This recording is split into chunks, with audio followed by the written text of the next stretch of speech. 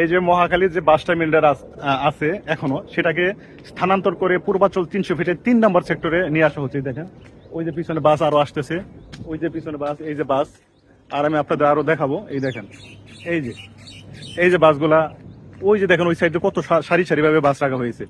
তো এটা এই যে এইদিকেও বাস আছে, দেখেন এই যে দেখা যাচ্ছে পুরো লাইনে বাস আর বাস।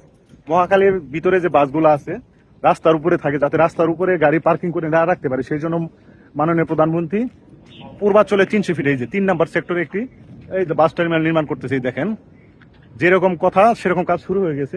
এই দেখেন ওই যে দেখেন ওই দিক দিয়ে গাড়ি আর গাড়ি, ওই দেখেন গাড়ি আর গাড়ি, এই দিকেও দেখেন আপনি ওই যে গাড়ি, আরো পিছনে অনেক গাড়ি আছে, ওই যে এই সাইডে গাড়ি, এই যে গাড়ি আছে। এই গাড়িগুলা যদি এই মহাখালী থেকে সরে এসে এই পূর্বাচলে নিয়ে আসা যায় তাহলে যানজট কমে আসবে কিনা। ওই দেখেন ওই দিকেও গাড়ি আমরা ঢুকাই দিচ্ছি, ওই যে ভিতরে রাস্তার ভিতরে গাড়ি, ওই যে এই দেখেন।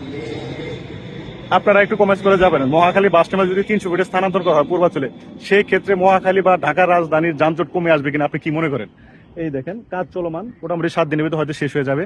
তো মহাখালী যে বাস টার্মিনাল গুলো আছে, মালিক তারপর যারা ড্রাইভার আছে তাদের কাছে রিকোয়েস্ট থাকবে, আপনারা যাদের রাতের গাড়ির টিপ থাকে, সারাদিন বসে থাকে, সেই গাড়িগুলো এখানে আসেন।